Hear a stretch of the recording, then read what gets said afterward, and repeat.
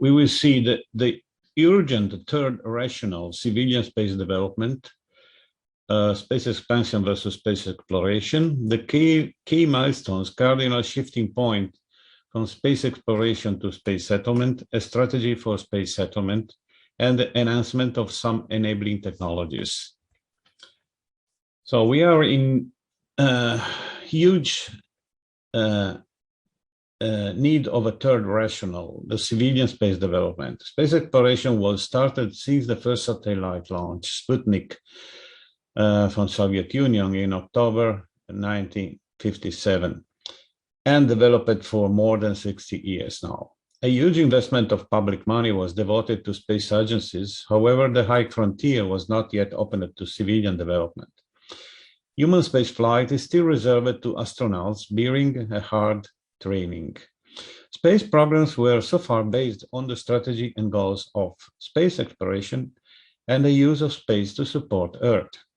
The above two rationales are useful and not to be abandoned, yet humanity is in deep need of a third strategical goal: civilization expansion into space, that is, civilian space development.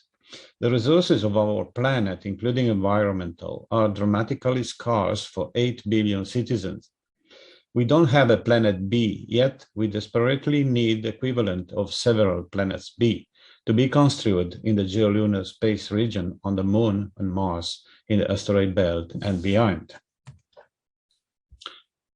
Finally, the new space overcomes traditional aerospace. The main causes of the delay were not technological nor financial. The policies of the governments and the space agencies were more prone to favor the big traditional aerospace and military lobbies versus the interest of humanity and civilization.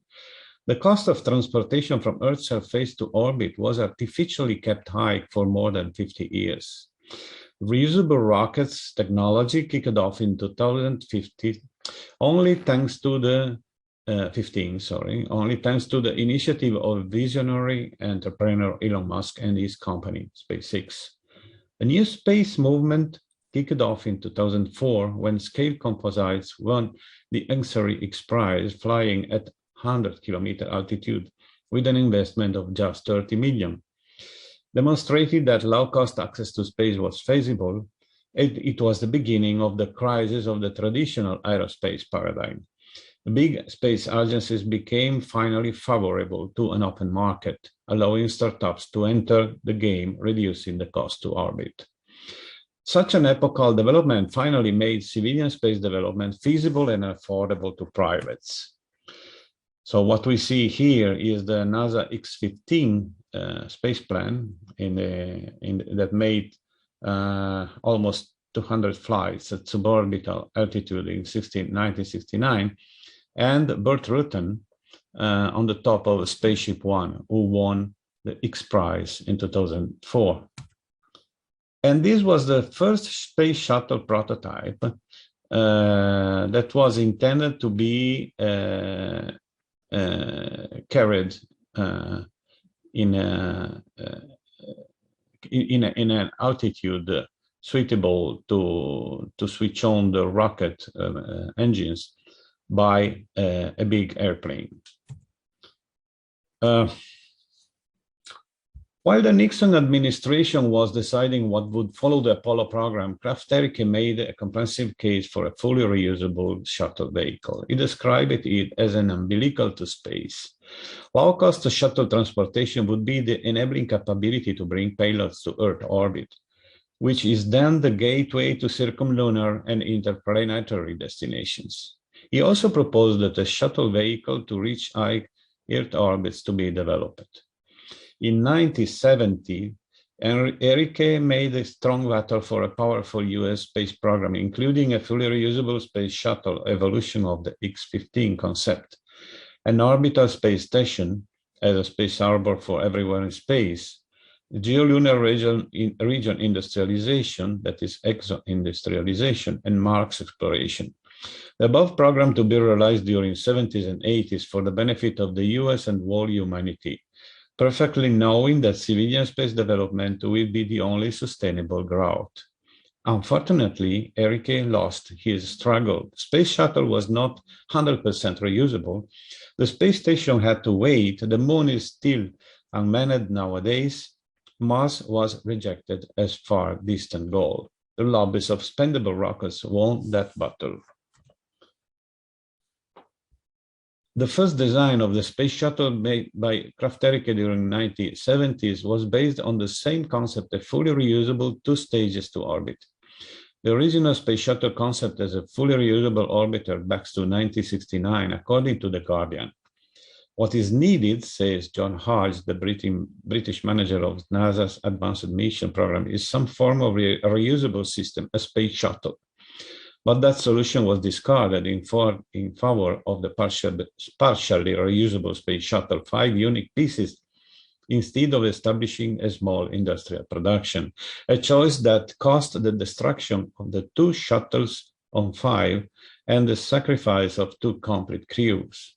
The shuttle program total cost was estimated at $200 billion in 2010 dollars, yielding a per flight cost of $1.6 billion.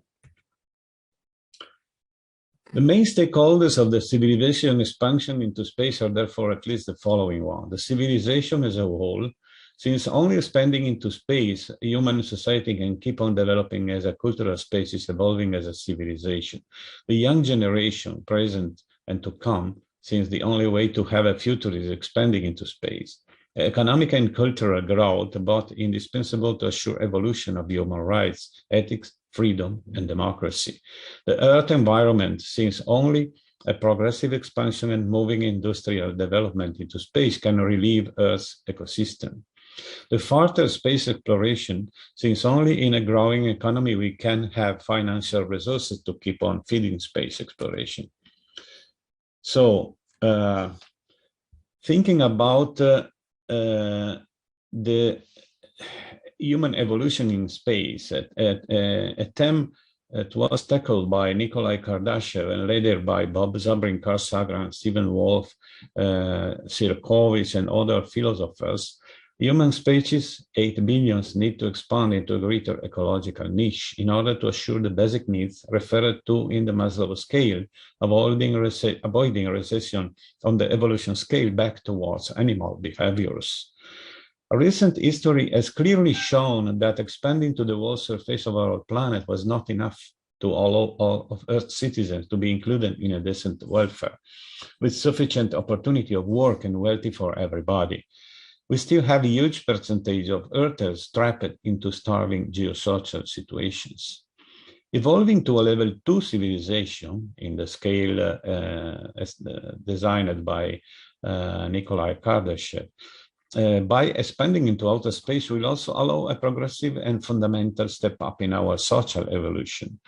Such a social evolution will not only assure the basic Maslow needs, it will also allow all individuals with their great diversities to aim for the highest goal, self-realization. On Earth, there's not enough for everybody, yet we need everybody and more people to succeed in our evolutionary next step. 8 billion of comparable-rating intelligences are perhaps the minimum threshold necessary to step to the stars.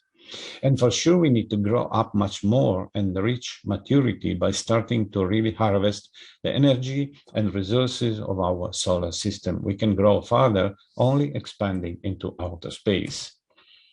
So, these 4 people, including myself in the bottom right corner, discussed about the human evolution in space. And a 5th guy, Professor Paul Ziolo of University of Manchester, Liverpool, developed a theory and criteria to assess the evolution of a civilization in space. Kardashev talked about the uses of the energy existing in the solar system. Robert Zabrin added the criteria of the resources, using the full resources of the solar system. Carl Sagan added the criteria of the use of information capability to master information in the solar system, and myself added the 100% socially inclusive society. Civilization can be considered level 2 only if it will be 100% socially inclusive. That means that expanding into space, we will be able to realize a feasible utopia, taking profit by the huge resources of the solar system. We can think about an evolution of the utopia established 1,000 years ago, 2,000 years ago, from the Acts of the Apostles, saying from everyone according to his ability to everyone according to his needs. We can talk about by each one according to their capabilities, creativity, and availability, and to each one according to their desires and their capacity for imagination. It is the matter to accept the challenges posed by nature, pandemics, environmental crises, and other crises are challenges posed by nature to the evolutionary growth of our species. They shall be defeated as quickly as possible by means of active strategies. The multiple crises gripping civilization within the limits of the closed world, we have to give a solution to this and to fight the crisis with active strategies. Many crises are encircling us, limiting our freedom of movement and our very ability to react and keep on growing up. But the real wealth is not money. That is just an accounting mean of the real richness. The real wealth is resources and human know-how. Our number, current number, 8 billion people, means that humanity was never rich as it is now. Yet we are missing a strategy for space settlement. All the successful big enterprises of human history had a strategy. The pyramids of ancient Egypt, 19th century mercantilism, the transcontinental railroads in North America, the victory of USA of World War II, the island hopping strategy. A gas strategy was drafted as the best one to really start the space settlement. It is likely that gas production and supply will also play a key role in the civilization expansion into space in the frame of a current progressive expansion strategy. As the gas strategy was useful in the railroad development in North America and in the strategy to win World War II. Using in situ resources, namely lunar industrial raw materials, will allow to reduce the cost of any transport to anywhere in the solar system to 1/3 of the cost when all the fuel shall be lifted to orbit from Earth. The cost to orbit will drop at $1,000 per kilogram when 100% reusable space vehicle for passengers and cargo will be well established and in service. As soon as moon mining and processing plants will be settled and producing fuel, the cost to orbit to the moon and beyond will fall under $100 per kilogram. Refueling station will be developed and placed from LEO to GEO. And concurrently, we will have orbital hotels in Earth orbit on the moon and the Lagrange points. In the same time, the essential enabling technologies will be perfected to allow civilians to travel and stay for a long time in space. It wouldn't be too optimistic at the current brisk pace led by SpaceX to think that in 2040 we could have the seeds of a space industry well planted and growing luxuriantly. So a feasible roadmap to space settlement include to define a strategy and some feasible goals. The need of a strategy was efficiently discussed by Jeff Grison in 2017. Developing low-cost, fully reusable orbital vehicles that will bring the cost for one person to orbit less than 1 million. Giving proper priority and developing some enabling technologies for untrained civilian space workers to travel, live, and work in space. Vehicles endowed by smooth acceleration, safe re-enter into atmosphere, protection from space-hard radiations, artificial gravity, and green environment in habitats, development of suborbital tourism, development of proper insurance and legal responsibility, extension of civil rights in space. This development will allow enlargement of space market and space industry, and more civilians to travel and work in space. Will grow up the total figure of the space economy, and all further investments, civilian space development in Earth orbit, debris recovering, orbital tourism, satellites and spacecraft assembling and maintenance, developing capability of fuel production from lunar and asteroid mined resources. This will be the start of the space, real space industrialization. Establishing information network in the cislunar region, building lunar industrial settlement for mineral extraction such as helium-3, regolith, processing, etc. Building lunar reserve settlements and start exploring Mars. The main countries active in space now, we can say that the new space vanguard industry is now oriented to the civilian space development, and a large part of the space advocacy community is supporting such effort. The main agencies are still working in the frame of their traditional strategies: space exploration for NASA, telecommunication, Earth observing for ESA. The Chinese agency seems to be working on a space expansionist program. India is also moving fast on national space program. Russia will likely unify its efforts to the Chinese space program. Likely China will keep on operating in the frame of its governmental military setup. Japanese JAXA is achieving great results mainly in the field of automated exploration of the solar system.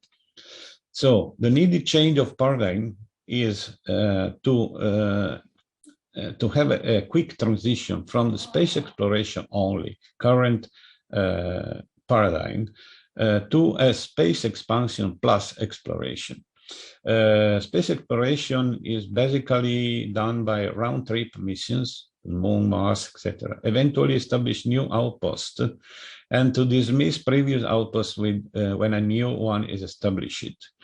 And space exploration is made by trained military astronauts. Space expansion will be global expanding from LEO to GEO to cislunar, the Moon, Mars orbit, Mars, etc. Establish new outposts, ISS, cislunar station, Moon base. Consolidate private outposts when a new one is established. Build permanent infrastructure at each level.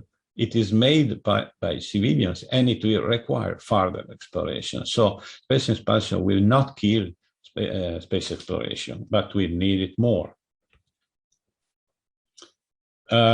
We have a persistence of the space exploration paradigm over its age. Several factors are the space exploration paradigm alive over its age, hindering the start of the space settlement paradigm.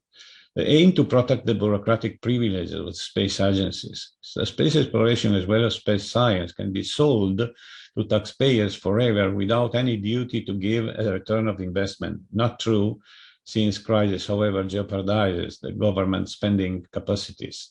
Space settlement, necessarily involving private enterprises, deals with investments, the related ROI and return of investment, and commercial activities as it happens on Earth. Legitimate concerns about environmental issues, legitimate need to set up a legal framework to avoid abuses and far west behaviors. All of the above can easily delay the bootstrap of civilian space development. Very much better to allow legal and environmental concerns to accompany the settlement instead of preceding it. The space settlement should be seen as a needed social progressive process, and any claim to plan and organize it 100% would likely have the same depressive effects on the real economy obtained by the historic attempts to plan the economy. So we have several basic differences between space exploration and space expansion. Exploration can exist without expansion. Expansion requires more advanced exploration. Exploration is a military conflict, while expansion is a civilian conflict. Exploration does not require industrialization or construction of infrastructure. Expansion requires industrialization and construction of infrastructure. Exploration can be done by robots. Expansion requires a current enlargement of human settlement.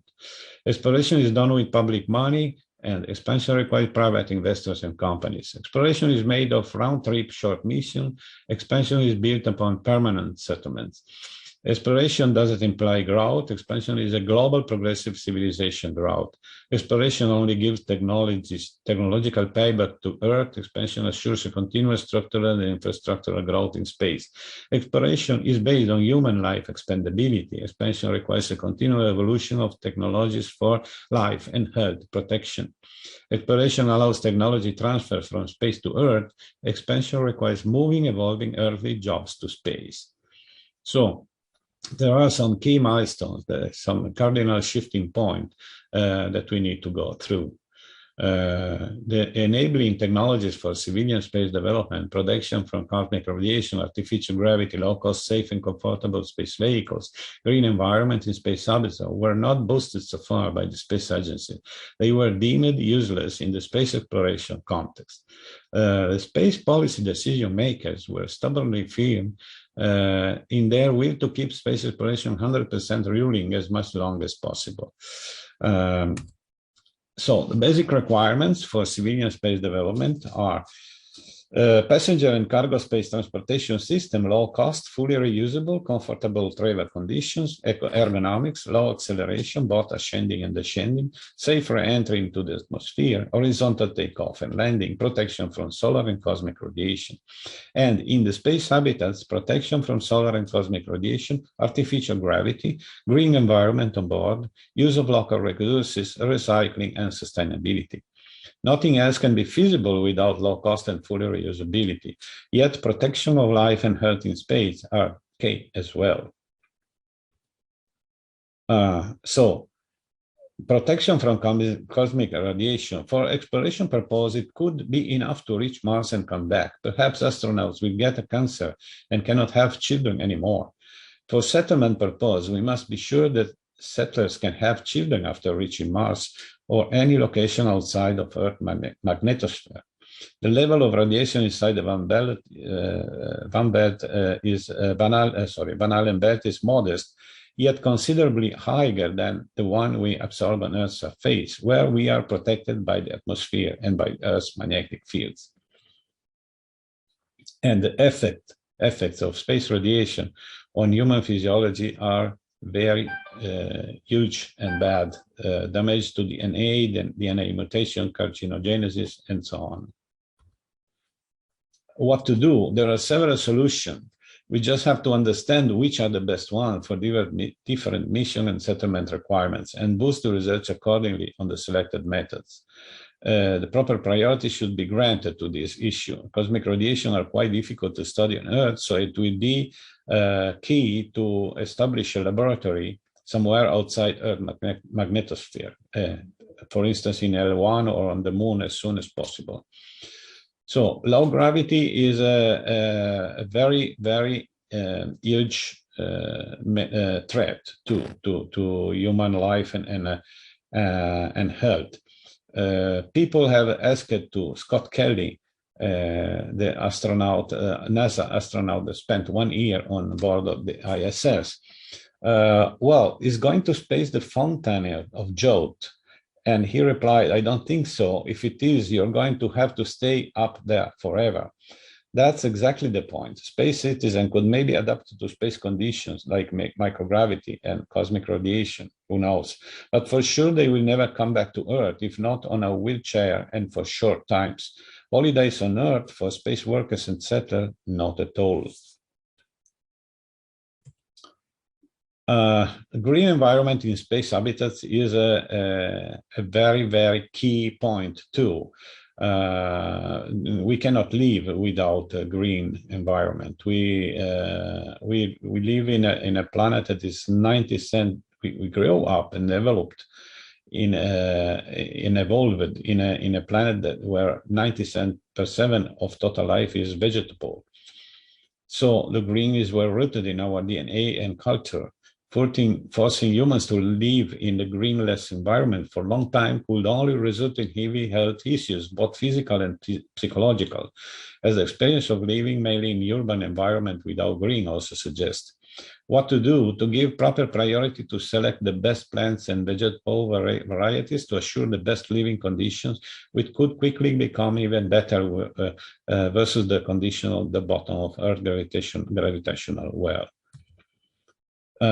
Safe and comfortable space vehicles is another very important point. A smooth acceleration, similar to the one of a normal airline, and safety of the re-entry in the atmosphere, and ergonomicity, and so on.